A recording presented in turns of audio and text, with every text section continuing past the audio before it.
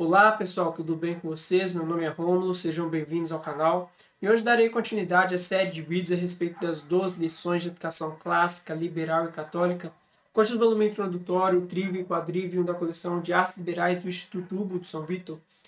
Bom, nessa lição, versaremos a respeito do casamento, da filologia com Mercúrio e o surgimento das artes liberais.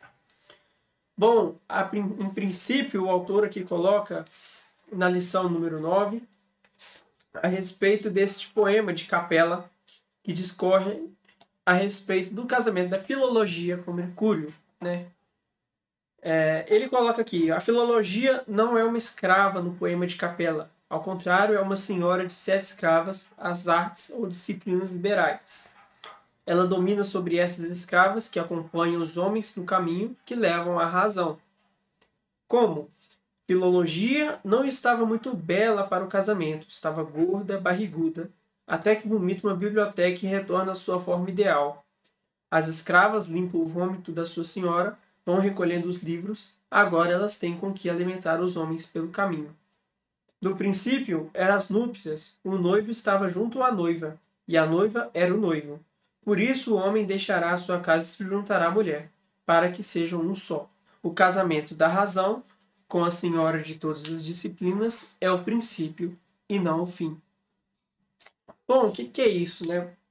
Esse poema aqui é muito interessante porque filologia, que eu vou simplificar aqui como a literatura em si, de uma maneira bem simplória mesmo. Ela, primeiramente, possui uma aparência assustadora, podemos discorrer assim, uma aparência gorda, uma aparência não atraente, né? E o livro, por si só, é um objeto do qual, por mais belo que ele seja, ele não tem um aspecto muito grande de tentação num sentido amplo mesmo. As telas, os celulares, eles têm um aspecto tentador, um aspecto de atração muito maior. O livro ele não é chamativo, e por isso uma vida intelectual é tão difícil às vezes de construir. E de mesmo modo, a filologia, que é a literatura, ela tem um casamento com a razão, né, com Mercúrio. E esse casamento em si, ele se dá na união das disciplinas. É necessário, ao pegar uma literatura específica, juntá-la ao todo, né? A literatura, ela compõe aspectos da própria realidade exterior. Vamos dizer assim, ela tenta de algum modo passar essa realidade exterior. Embora ele, quando manifesta o aspecto do seu interior, né, quando ele coloca para fora o aspecto do seu interior, ele retorna uma forma ideal, uma forma bela. Um livro, pela capa, ele diz pouca coisa, mas ele diz muito em seu interior, né? Então, é algo muito interessante porque os livros, embora tenham capas lindíssimas, igual essa coleção muito primorosa do Instituto Hugo de São Vítor, essa capa linda, ela tende a demonstrar um respeito, mas o seu interior é quem demonstra o seu verdadeiro valor, né? De mesmo modo, aquele velho ditado, né, nunca julgue um livro pela capa, é muito verdadeiro, porque há livros com capas maravilhosas e o conteúdo deixa a desejar. E qual que seria essa forma ideal? Né? Seria justamente a forma ideal para o casamento.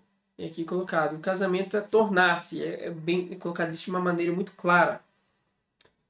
Então, ali as escravas limpam os livros, ali, o vômito da senhora, os livros, e agora elas têm com que alimentar os homens pelo caminho, né? Ou seja, com razão, com sabedoria. Então, o princípio do conhecimento, o princípio da erudição, é esse casamento entre a razão e a filologia, entre a literatura e a razão, né? E isso se deve justamente porque a literatura ela possui um aspecto de humildade e um aspecto quase religioso, de maneira que ao abrir-se um livro, um universo novo surge à frente, né? E esse universo tende a nos refletir de uma forma ideal, e nós temos que administrar isso com razão, né? A razão aqui é muito bom discernir razão de racionalismo. São coisas bem distintas, né? O racionalismo seria o louco para o Chester, né? O louco nada mais é que aquele que nega tudo, toda a realidade, tudo, exceto a razão. Esse é o louco, né? E a razão em si, ela não é isso. A razão, ela é levar em consideração todas as coisas, né? Então, a literatura e a razão, elas têm que estar concernentes no sentido de que eu li um livro e ele me é insuficiente. A própria Bíblia, que é um livro religioso, o nome já diz, né? Bíblia é uma coleção, uma biblioteca, porque se fosse só um livro era muito complicado. A Bíblia é um conjunto de livros, né? São livrinhos. E a sabedoria, ela é permeada de livros, de abundantes, que vão discorrer profundamente ou não a respeito de algum tema em específico. E esse casamento, ele enfrenta uma crise porque é justamente pelo divórcio das disciplinas. De maneira que não se vê mais na modernidade uma associação entre as disciplinas da matemática, por exemplo, como as das linguagens. Quando, na verdade, nós usamos as duas 24 horas do tempo. E, novamente, as artes liberais, elas são um meio e não são um fim. O fim, ele é algo exterior, algo a mais, né? Aqui esse casamento se dirige, seria a eternidade, no caso. Então, elevando aquele princípio das lições anteriores, São Bento ele coloca a questão do otium et negócio, que seria, né, o ora et labora, ou seja, nós temos que orar e trabalhar. E, concernente a isso, nós temos que ter um equilíbrio entre o raciocínio, entre a razão, de maneira bem estendida, e a literatura, e a humildade. Nós não podemos simplesmente nos fechar ao que nós achamos, mas também abrir novas possibilidades. Novamente, provar de tudo e reter o que é bom. De mesma maneira, Cassiodoro foi um autor que pegou justamente as Sagradas Escrituras e criou uma mitologia, uma analogia ali para o próprio surgimento das artes liberais, né, das artes clássicas. Então ele vai pegar Gênesis capítulo 2, que vai dizer o seguinte, né? Gênesis 2 fala o seguinte: Caesu neteles en hotels, en te hemera, te ecteta ergahuto. O que seria isso, né? Que Deus criou o mundo em 7 dias. E é interessante que essa versão foi seguida também pela Vulgata, que traduziu como dia septem, né? Ou seja, em 7 dias, né? Deus criou o mundo. E, primeiramente, isso é interessante porque nos causa uma humildade perante a criação. Em 7 dias, Deus criou tudo que existe. E muitas das vezes em 7 dias nós não conseguimos terminar sequer um livro ou uma meta que nós queiramos. E em 7 dias Deus criou todo mundo.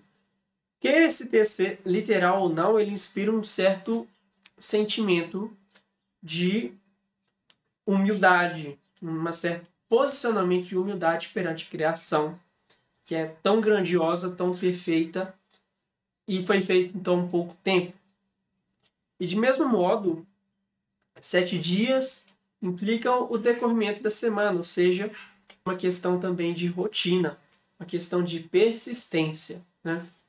De mesmo modo, ele vai colocar a respeito das 7 lâmpadas, né? Ele vai pegar Êxodo 25, versículo 37, que diz: Facies et lucerna septem, et pone et super candelabrum, ut tuciante ex adverso. Ou seja, pegando aí 7 luzes e colocando um candelabro, né? Iluminará o caminho, digamos assim. Ou seja, para percorrer este caminho do estudo, é necessário 7 artes liberais como luzes que nos auxiliam, que são necessárias para percorrer todo esse longo caminho. De mesmo modo, poderíamos perguntar, por que tantas velas, né? E eu não pude deixar de sincronizar com a parábola da Virgem, da Virgem Prudente, né? de modo que é uma longa viagem e ela ali se prepara de um modo extenso para essa longa viagem. Então, as artes liberais, elas também são este tipo de preparação para uma vida intelectual séria, né? E por último, ele pega aqui Provérbios 9, e falando sobre as artes liberais, né? Sapiência edificat sibi domum excidit columna septem, ou seja, a sabedoria está erguida sobre 7 colunas, e essas 7 colunas seria as artes liberais. Bom, as colunas, tal como o nosso imaginário, assim, pelo menos é o mais comum, as colunas romanas e etc. simbolizam tanto uma questão civilizatória, uma questão de resistência ao tempo, uma questão que é feita para durar. Ou seja, as artes liberais não é simplesmente para ir bem numa prova ou simplesmente para tomar um diploma, mas uma educação para a vida, uma coisa que é para durar, uma coisa que lhe prepare também para o seu ser eterno, ou seja, um aspecto tanto de virtude, moralidade, como um aspecto da religiosidade, de modo que para mim ler a Bíblia de um modo mais correto é necessário ter uma boa formação gramatical, lógica e dialética também, sem dúvida nenhuma. A coluna também, ela representa um aspecto de elevação. Uma coluna ela é alta, né? E esse aspecto de elevação também inclui um aspecto de participação. Por exemplo, porque nas colunas romanas, por exemplo, haviam várias colunas ali que representavam o povo como um todo, o camponês e etc., como pessoas que ali participaram da construção daquele império, daquele monumento, né? Você está coparticipando. Do mesmo modo, são 7 ambos, porque é uma sincronia entre ambos. De modo que um edifício ele não pode ser construído sobre uma só coluna, ou uma só vela não ilumina nada. Ou talvez um só dia seja insuficiente para a criação de tudo, ou para o aprendizado de tudo, no nosso caso. E de mesmo modo, esse perigo do divórcio entre a filologia e Mercúrio indica uma crise da divisão entre as disciplinas, de modo que uma só coluna não edifica nada. Uma só coluna não sustenta edifício algum. Uma vela sozinha não ilumina um ambiente tão extenso. E um dia, talvez seja muito insuficiente para nós aprendermos o que é necessário para o nosso eu eterno. Então, esse aspecto das artes liberais é um aspecto de diálogo entre as disciplinas, tal como a retórica, a matemática, a aritmética, a geometria. De mesmo modo, também as disciplinas superiores, tal como o direito, a medicina, que já são um topo, mas todos esses dependem de uma base que são as artes liberais. E é necessário, porque as artes clássicas elas focam nessa interjeição entre as disciplinas. São 7 colunas, porque são 7 colunas necessárias para ter uma boa formação. São 7 velas, porque há um longo espaço a ser iluminado. E também 7 dias na semana de dedicação. Um dia na semana, não há vida intelectual que seja construída em apenas um dia na semana. Isto é simplesmente impossível. Primeiramente que o intelectual ele é um consagrado. Então, essa questão da intelectualidade, da vocação, ele exige um esforço, mas é algo da natureza. Novamente, a curiosidade ela é algo natural do ser humano. Então, esse divórcio entre a filologia e Mercúrio, que está eminente, cabe a nós resgatarmos. Cabe a nós tentarmos, de alguma maneira, manter esse casamento firme, de modo que o direito se comunique com a medicina.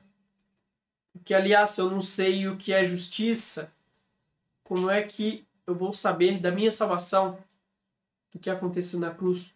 Se eu não sei o que é medicina, se eu não sei o que é curar o meu corpo, como eu vou saber o que é curar a minha alma, o que é ser um doente de espírito, um doente da alma. Isso nas artes liberais é essencial, porque no momento em que nós navegamos, temos humildade e nós reconheçamos e lemos aqueles livros ali daquele casamento e sincronizamos todas essas 7 colunas, é possível nós nos elevarmos e participarmos daquilo que as artes liberais chamam de tradição, aquilo que é colocado como uma participação na sabedoria da humanidade. Bom, pessoal, o vídeo de hoje foi sobre isso. Espero que vocês tenham gostado. Peço vocês que vocês se inscrevam no meu canal, Rômulo Expedito, também no meu Instagram, Rômulo_Expedito. E é isso. Muito obrigado.